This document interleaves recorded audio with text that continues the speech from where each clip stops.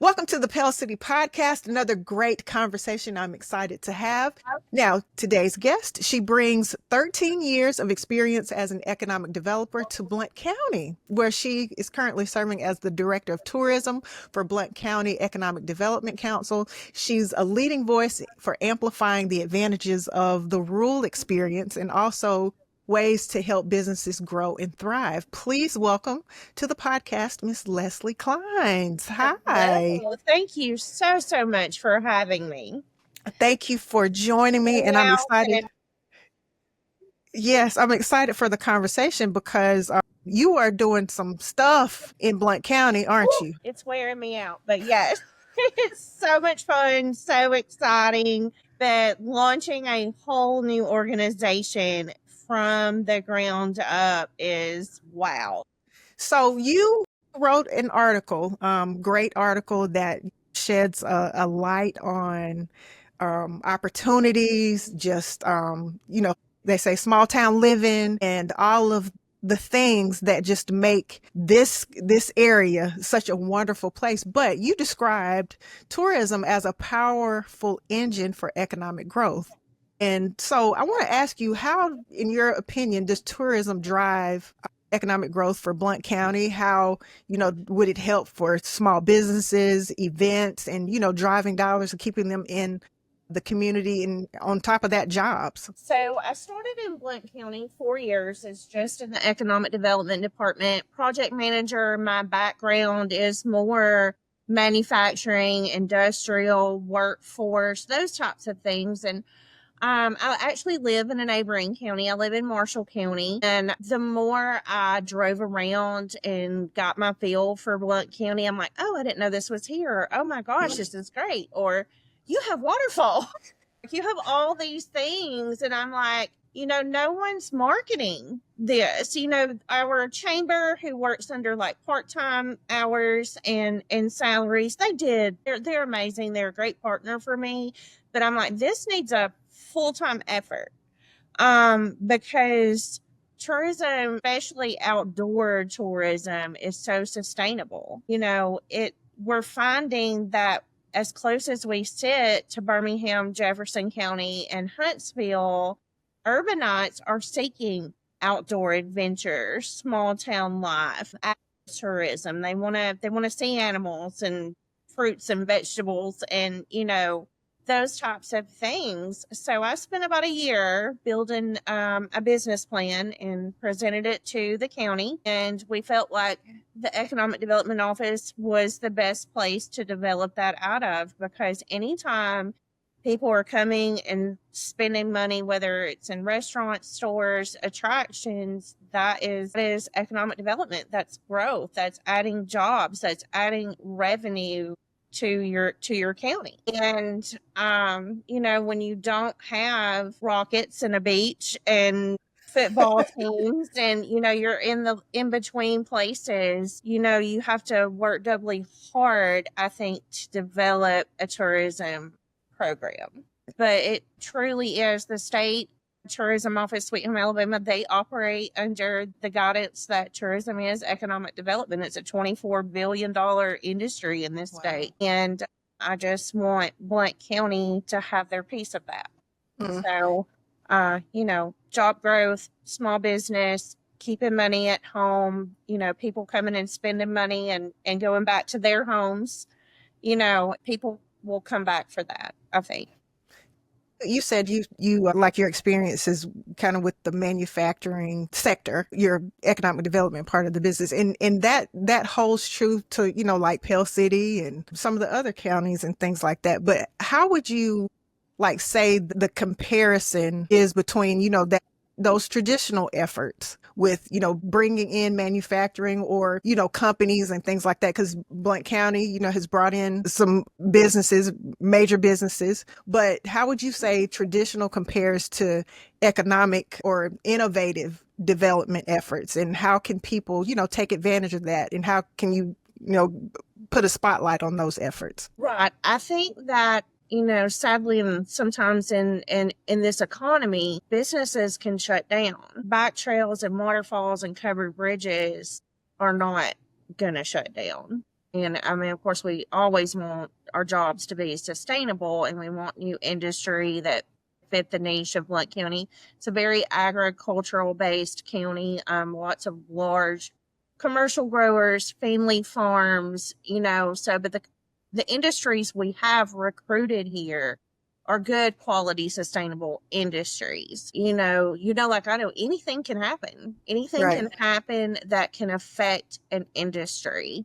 But I feel like tourism, you can adapt more, you can alter, you can change your game plan to keep people coming in for that. So let's talk about some of the hidden gems, because you said like in the beginning Favorite. you drove around a lot.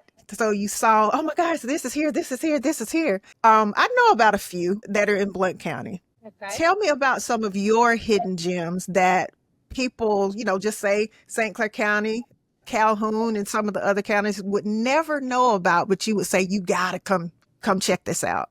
Of course, we're known as the covered bridge capital of Yes. Alabama. I think that's what we're most known for. And I love that. There's the things I want to develop are more than that. The Locust Fork River. We have a huge paddle community. I've done some geofencing. They come out of Mobile, Montgomery, Wow. South Alabama, North Georgia. One thing that I did not even know was a thing is the Alabama Cup Race Series. There's 2 whitewater races a year, and they are in Blount County. One is on the Mulberry, which sits on the Blount Coleman line, like it's Garden City, Blount Springs area. But then the second race of the season is held at Kings Bend, right in Cleveland, and I was blown away. It is now my new favorite thing. Rushing water. I like to watch it. I don't want to put a helmet on. If I had to put a helmet on, I don't really know if it's for me. Come on, Leslie. Come on now. I'm an excellent swimmer, have been around water. I live in a lake town, but something about class 4 and class 5 rapids are a little scary to me. But I love it. The community that comes for that, they are amazing. And it is just something that truly blew me away. I had no clue really that it was even a thing. We've all heard of Montgomery Whitewater in the Mhm. simulated park. I like to paddle and float, but I like to pick the areas that are not rushing. Wow. That I have to You wear a helmet for. you said that it happens twice a year, right? Twice a year. Twice a year in February and March. February. And this, of course, this past year was my first year to sponsor, attend, connect with this community. And there were people that came, of course, from North Georgia, the heavy Ocoee, Hiawassee, East. There were people that came from Wyoming. Are you kidding? Wyoming, and they Wow. camp out on. I mean, they have this big shrimp bowl, like there's entertainment, and then there's the races, and it is this massive production that brings hundreds and hundreds of people to Blount County. It was amazing. I mean, like I literally cannot wait for next year. Who knew? Exactly. Who And knew? those dollars go into the community, and they Right. they They're stay in the buying gas community. there. They're eating at the Yeah. restaurants. They're shopping at the stores. They're staying in the Airbnbs. That's one area I'm struggling with right now is we don't have a lot of heads and bed space. As you know, Okay. that's how the state tracks your tourism dollars. I have a lot of neat Airbnbs. So I do. I have to put my economic developer hat back on, and I'm working really hard to land 2 newer hotels. We have a new sports complex that's being built in Hmm. Aniana for the purpose of travel balls. So you got to have a place for people to stay, and that is the hardest and biggest challenge I'm facing right now. Well, Is I've recruited industries. I've done I have recruiting hotels has been the hardest thing I think I've ever faced as far as economic development. what's your projection, for securing that, and then I guess with the timing of the sports complex in particular? We're 18 months out on Okay. the completion of the sports complex. Your typical, what you would call a boutique size hotel, your 40 to 60, 80 range hotel room space can be built in that time if the land is, good and perfect. I'm close. I feel like, without saying too much, because you do sign NDAs with companies. And I mean, I truly feel that I am close with the announcement of the Hallmark Farms project on the interstate in Warrior.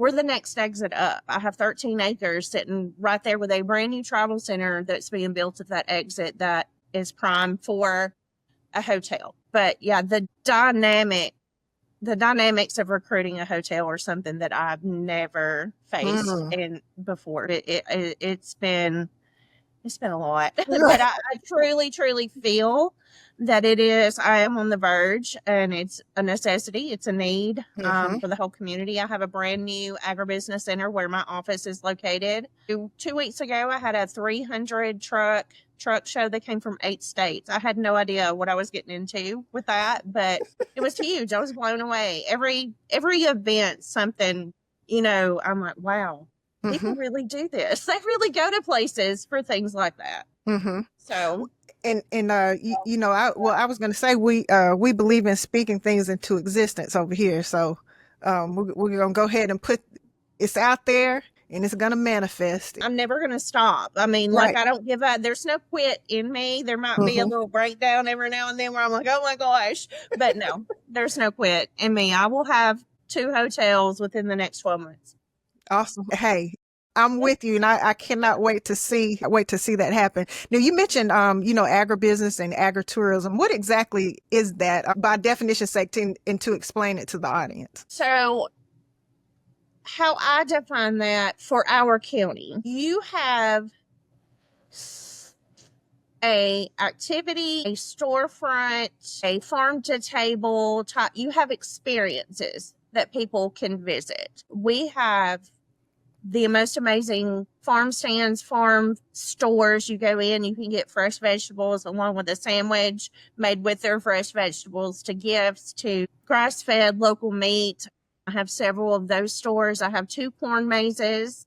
I have 2 pumpkin patches. I have a farm to table, like, event space. That is literally all they do, are farm to table events. They do them based usually around holidays. We have a county fair that is what Mm-hmm. I'm working on now, that is straight out of Charlotte's Web. There's livestock shows, there's the goods, quilts, competitions, along with everything that's at the Midway. So to me, agritourism, and I'm about to release my agritourism trail literature. It is things that people can go and do. It's an attraction, an activity, or a store that is generated towards agriculture. And from growing up in the area, that's kind of what I'm familiar with.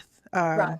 With Blount County, and it has been sustainable, all of these many years, and it's still thriving. You're helping that to continue, and helping people to get fresh food. That's Yeah. so important. And you don't realize it. You don't realize how much other stuff, and I say, other stuff, like, you go into restaurants and things like that, which is great. You have Right. those options, but those fresh fruits and vegetables are vital, Right. to healthy living, and, also people having businesses, because people make their living growing fruits and vegetables. Right, because these, you think of farmers markets and farm stands, Hmm. and we've all known those, but I'm talking about, they're now friends that are commercial growers. They're USDA. They're growing their products are going to Walmart. They're going states away, but then they have their farm stand store or storefront where they sell, you know, their products year round, and it's just amazing to me Hmm. that how they sustain that, year round. Yeah. And they're constantly, looking for new ideas and marketing. And, I have one true, what you would call a downtown district that has lined with the shops and the stores, and, connecting with them. Because for me, I don't just represent Aniana or, Hayden. I represent everyone. And I Hmm. want to be able to, I feel like every community in my county has something to market, whether that is a restaurant, a farm store, an attraction. Every dot in my county has something that I can market. And that's my goal, is to market the entire county. Hmm. Well, it's in terms of, like, there's a rich history, there's a lot of tradition, there's a lot of pride, Yeah. and a lot of attractions that people appreciate. But we have a younger generation that's coming along that may not be, aware of it because they're coming along. So what are some of the, I guess, creative things that you're, doing or trying to implement now to attract, the younger generation and expose them to some of the advantages of Right. rural living and rural experiences? When I was working with my branding company on who my target audience, who I want to come, we have 19 historical markers. We date back. We're older than the state of Alabama. Yeah. There's so many historians in Blount County that I'm just blown away. I don't even know if I could begin to learn it all. But we have a memorial museum that is rich in history, and a historical park, 19 historical markers, and the people that travel those trails are the older generation. They know, we have a large Hispanic community. I've connected with them. They do Viva Fest, and it's a huge cultural event for them. They do that in September. There's, I think this, and I have 4 sons. I mean, they're all in that early 20 range and, getting outdoors. I think I'm seeing that more of this younger millennial, Gen Z, they're looking for experiences. They want to have a planned experience. So I'm working on just some itineraries. If you're going to paddle, I recently did a barbecue trail. People will travel for food. And I guess having 4 sons, I mean, every trip we take is like, before we even pack a bag, where are we eating? I mean, where are we eating? Isn't that funny? Where we're eating with 4 sons. I recently signed a contract with Alabama Public Television. They are every year they do a barbecue competition, which is a fundraiser for Alabama Public Television. And this year it's going to be even more vital because of the legislature that came crashing down on them and has taken away funding. So, but we had signed a contract with Alabama Public Television to do their barbecue competition. Well, they've expanded it. So it's going to be televised this year. They're going to have 4 precursor competitions, 2 in Gunnersville, 1 in Clanton, and I think 1 in Glencoe. And then the Grand Championship is going to be filmed at our multi-purpose center. We have the space that can handle 45 cook teams. Thompson Tractor is the major sponsor. They're bringing bands, and instead of a beer garden, I'm having a beer barn out in my livestock barn. So my goal is to really take that and grow, because that does bring a younger crowd. I'm constantly just looking at ways to connect. I've got the market on the 35, 40 and up, the ones that are bringing their kids to Rickwood Caverns. There's 15,000 people that come to Rickwood Caverns at Christmas to see the Christmas lights in the cave. I'm going to say it, there's Spring Valley Beach.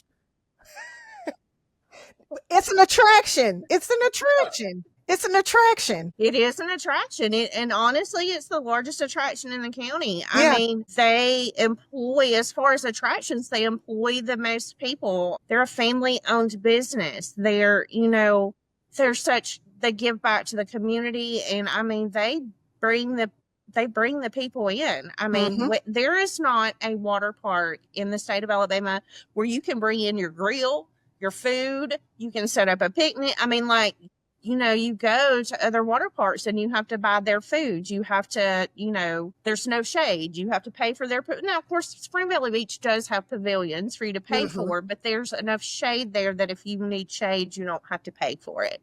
So, I mean, it's an amazing, amazing water park for the fact alone that they let you bring your own food in and offer free parking. So that's a huge draw. But I really am looking to develop events that are focused on the mid-20s younger crowd. The paddle community has a huge younger audience. I mean, at the cup race, the whole kayak and paddle club from the University of Alabama was there. There was probably 20 kids that came and raced. So just identifying what this Gen Z area is, they're looking, what are they looking for? I feel what I've discovered the most is they're looking for just natural, visceral experiences when they look to come outside of the city or, North Alabama area. Now, as a lot of this area, because what I see And maybe I'm kind of looking at things similarly to you. Is there is a faster, it seems like there's a faster growth in attention to rural. Growing up, people would say the country, you know, Yeah. folks moving back to the country, but by definition it's rural living or whatever, rural experiences. What do you think, where do you think that mindset shift has come from? Like, I mean, gosh, I've been around since the beginning of the internet and Google. So I'm almost 50. But I mean, I 20 somethings, they're not online as much oh as wow. um they're they're looking for things to do. They're out doing things. And it's not, I said that I was going to start a TikTok for the tribal, but that's where the tribal influencers are. I Mhm. mean, it is so heavily laden that that's where I've made my best contacts. Do I feel like my TikToks are great? Absolutely not. I think they're terrible. But I grew 1,100 followers in a short amount of time, and I'm like, oh my God, I just feel like they're looking to get out of the rat race. Okay. Everything, you're online at work, you're glued to a computer, or you have to be so digitally connected to Mhm. even just work these days, that I really feel like this next generation is looking to get out of that. I'm seeing a lot more homesteaders pop up. They're buying goats and chickens and, laying their own eggs and making their own, goat milk soap. And it's the younger generation. And I Wow. think they are like, we're tired, but I think they're digitally tired. Mhm. I don't That's know. that's pretty, that's pretty good, And what would you say if someone was looking for, an area to explore? What are some of the things I think that they should focus on, in terms of bringing it all together? So putting on your economic development hat when it comes to, finding a place that would be great for raising kids, for finding a job, and then on top of it, combining that with your tourism side. What should people look for? And when they're exploring a place, what are the areas, I guess, that they should, consider when deciding on a place to reside or settle or anything like that? I think it depends on what you're looking for. We have such a close proximity to 90% of our citizens travel outside the county for work. And Wow. that's because of our proximity to Jefferson County, 55 miles from Huntsville. So, those kind of drives, if you've ever lived in a big city, I mean, it could take you an hour and a half to go 2 miles, so people will commute. On the mountainous side, like the straight mountain side of the county, you literally top the hill and you're in Trustful. So you have this big, beautiful mountain with lots of acreage, lots of open space, but you're still within a close proximity to downtown Aniana or Trustful, just depending on what your need is. Mhm. Hayden will have 3 interstate exits there. So it's convenient. Still live this urban rural, suburban rural lifestyle and still work and find the salary maybe that you need, Mhm. want, whatever, your life is to provide for yourself and but still, and I think that's the best thing about our location. We sit in just such an expansive, the population may only be 60,000, but I mean, if you drive it from one end to the other, you're going to spend an hour driving across Blount County. It's a large expanse of space with a lot of land. Mhm. I would really love me about an acre on the river. Just like, walk out in the mornings and put my Yes. feet in. Yes. But I think that's what people are looking for. They're looking for places to come home to and disconnect and have that small town feel.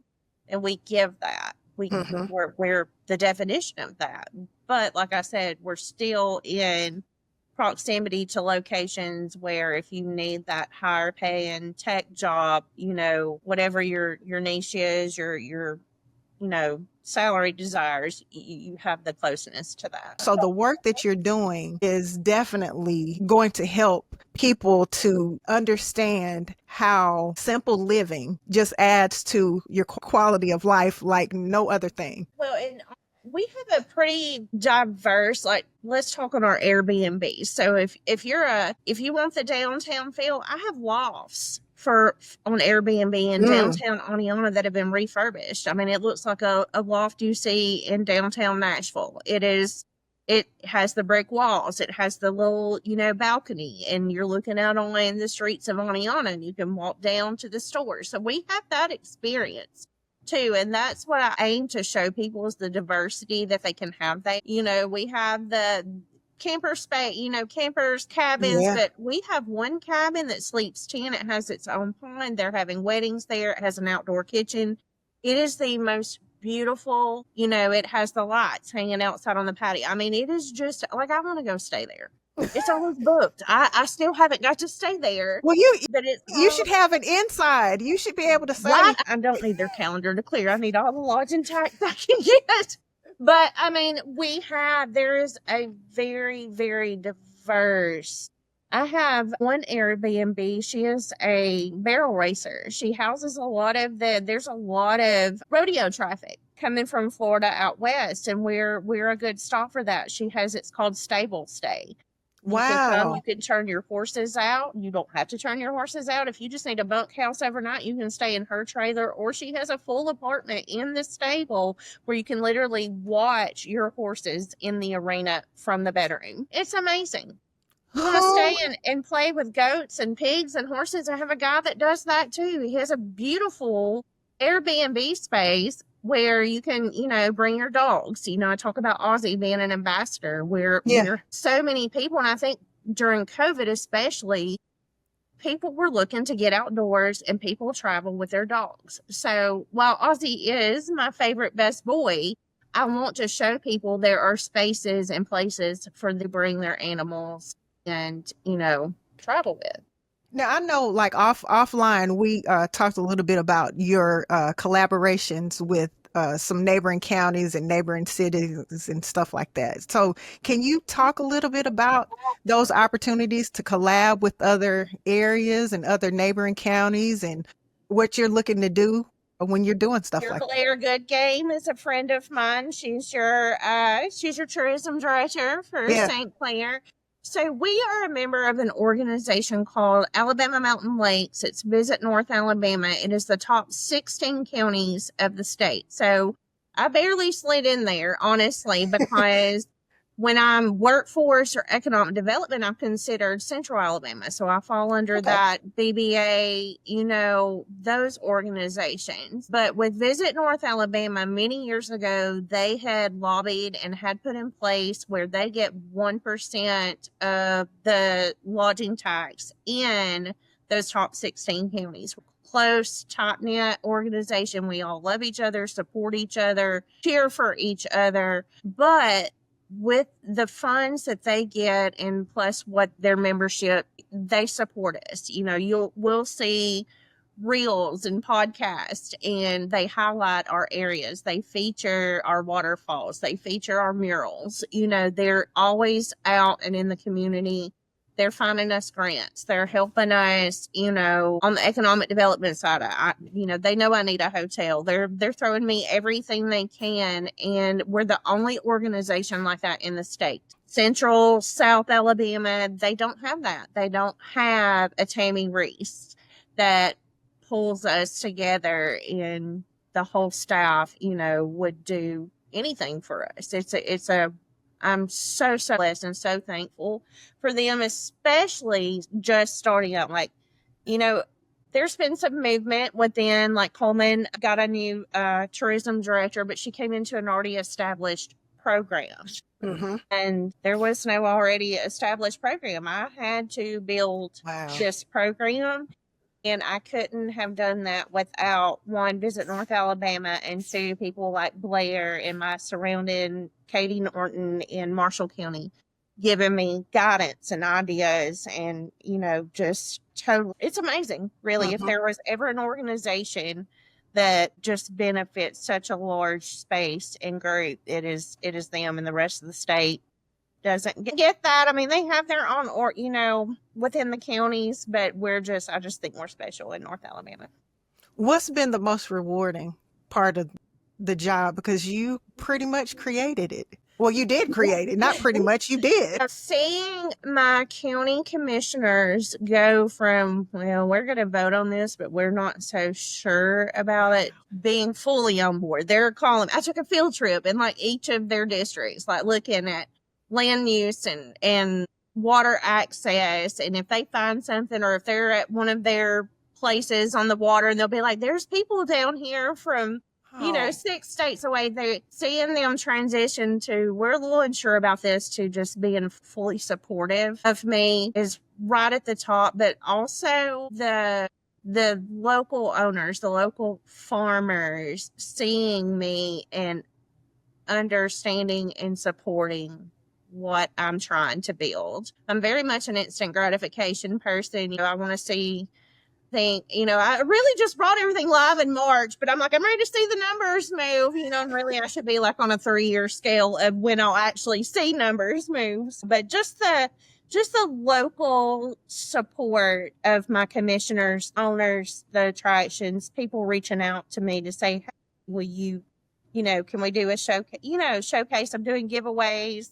It's just seeing it all just come together with the support and love that I've received. They truly appreciate what I'm trying to do. So let's talk about your 5-10 year game plan in terms of Blount County, and some of the things that you are, working on that folks can look forward to. And then I want you to let us know also how folks can keep up with you and know about everything good that's coming to Blount County. So I will have a bill in this next legislative session that will raise our lodging tax to a standard that of our surrounding communities and competitors, and also instituting that little daily night fee that everyone has that we don't have. And the goal is for those things to be, I will get 10%, we'll half the night fee, and all of that will go into strictly a tourism fund. The way I'm structured right now is the EDC pays my salary. I basically took everything that I was a member of for economic development.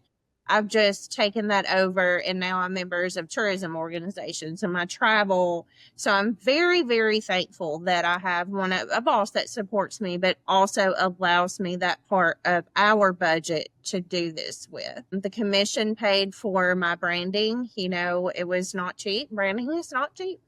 But they saw fit for me to have a brand that was identifiable and cohesive and just presents well. So everything that I take into what we would call the tourism fund in the county, I'm going to take and turn it right back around into the county, into the form of marketing, whether that's print, digital promotion, sponsorships, attending events that can put me in the face of people that I can bring events back to the county with. It won't be for salary or overhead. It will strictly, anything that comes to me through tourism will be put back out into the community in the form of marketing and promotion of the community. Something I have quickly learned with tourism as opposed to economic development, the bigger your marketing budget is, the more you're out there and the more attention you gain and get. And that's not cheap. It's not. And to have a good marketing profile and appearance is worth a lot to me. So yeah, that's my goal. And of course, to see those, bottom line is, no matter how pretty it is, how many followers I have, how much everybody loves me, until those revenue numbers go up, I don't feel like I have succeeded. So that's really the 3-year plan, is to truly see those revenue dollars go up. Well, I can tell you are a person to look for. You're one to watch, as they say, one to watch. I appreciate it. But more importantly, you saw a need and you jumped on it.